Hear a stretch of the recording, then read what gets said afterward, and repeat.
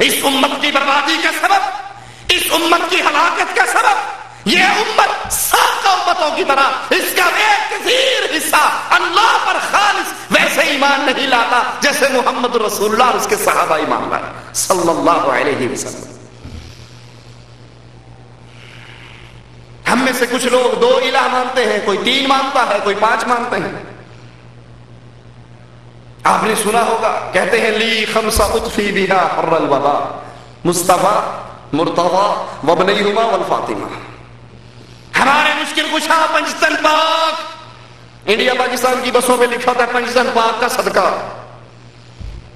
پنجتن پاک ہمارے الہ محمد صلی اللہ علیہ وسلم، علی رضی اللہ عنہ، حسن حسین، فاطمہ رضوان اللہ علیہم اجمعین، یہ 5 مل کر ہماری مشکلوں کو ٹالتے ہیں۔ تو ہم نے کتنے مانے؟ ایک کہتا ہے چاچڑ وانگ مدینہ کسے کوٹ مٹھن بیت اللہ، ظاہر دے وچ پیر فریدن، باطن دے وچ اللہ۔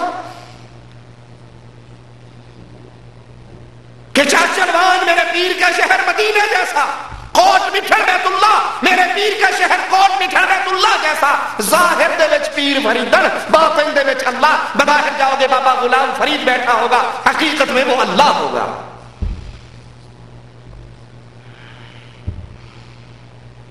کسی نے 2 الہ کا نظریہ پیش کیا، نادِ علی مظہر العجائب تجدہ عون لک فی النوائب کل ہم وغم سینجلی بولایتک یا علی۔ ایک اللہ الہ ہے اور کہتے ہیں علی بھی الہ ہے۔ علی کو پکارو، خشکی میں، تری میں، زمین میں، آسمان میں، فضاؤں میں، سمندروں میں، تمہاری ساری مشکل کشائی ایک علی ڈال دے گا۔ کچھ نے کہا بے تیری ماں بے تیری گال نہ کرمائی، مجھے الف کی سمجھ نہیں آئی، میم کا برقع پا کے احد احمد میں اتر آئی۔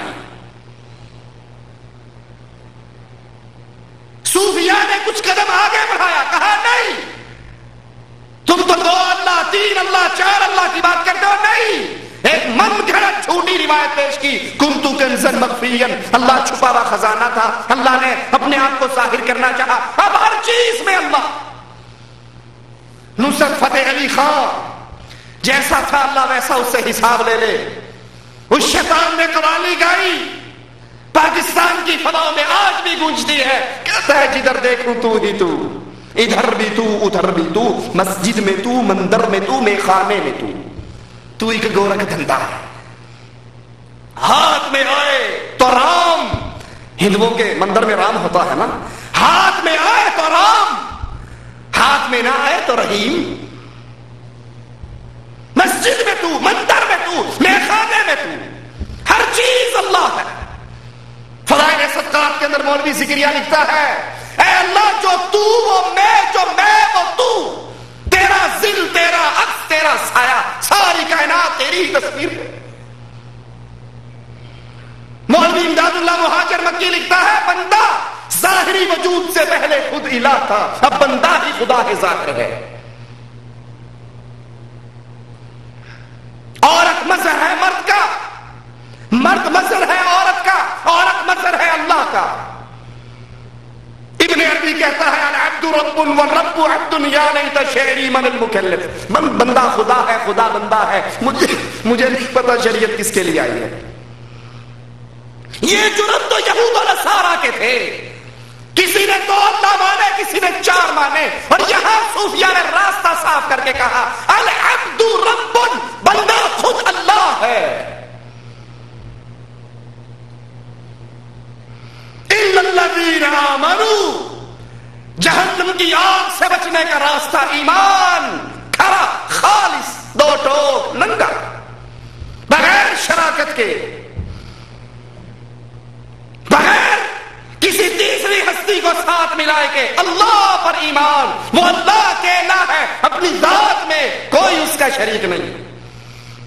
الصلاۃ والسلام علیک یا نور من نور اللہ کی صدائیں انڈیا پاکستان کی مسجد کے میناروں سے گونجتی ہے۔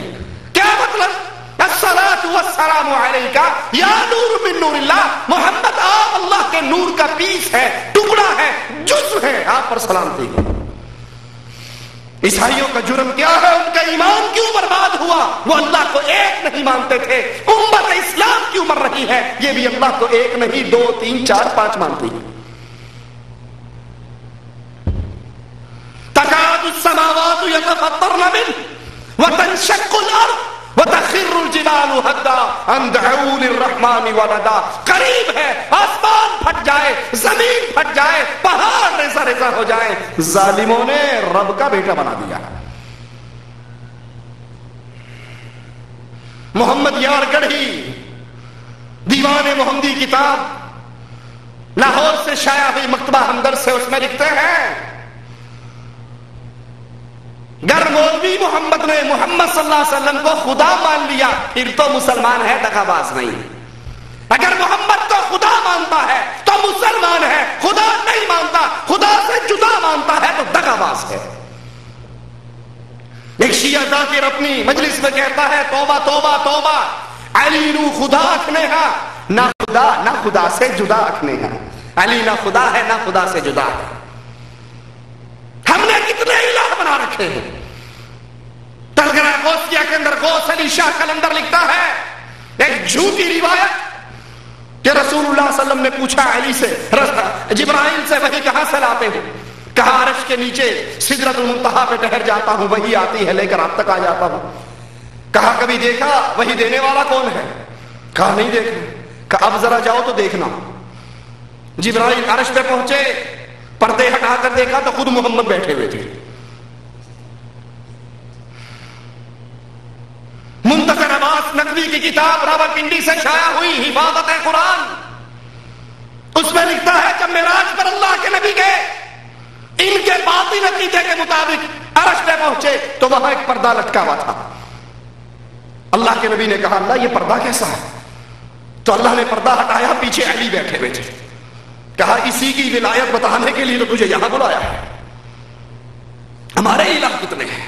الا الذین آمنوا، جب تک ایک اللہ پر کھرا ایمان نہ ہو کہ اللہ کی ذات میں نہ محمد نور من نور اللہ ہے، نہ کوئی اور شریک ہے، نہ اللہ کا کوئی دوسرا رخ ہے، نہیں، اللہ اکیلا ہے، تنہا ہے، یکتا ہے، اس کے وجود میں کوئی شراکت نہیں رکھتا، نہ بیٹا ہے، نہ باپ ہے، نہ بیوی ہے، نہ بچے ہیں، نہ نور میں کوئی ساجی ہے۔ پھر اللہ کی عبادت میں اس اللہ کو یکتا مانیے، مگر نہ اللہ کی عبادت کفار مکہ بھی کیا کرتے تھے۔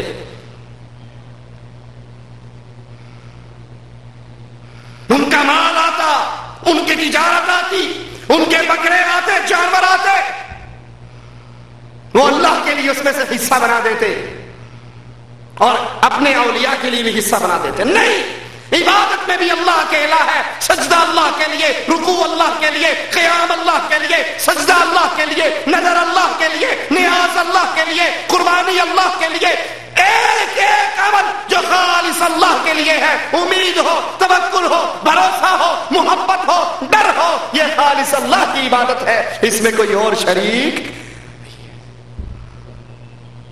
یہ عقیدہ رکھنے والا کہ صبح گاڑی نکالی ہے، اگر بابے کے دربار پہ چند ٹکے نہ ڈالے یہ چلتی گاڑی کو الٹی کر دے گا، الٹا کر دے گا، یہ عقیدہ رکھنے والا اللہ کی عبادت میں اس بابے کو شریک کرتا ہے۔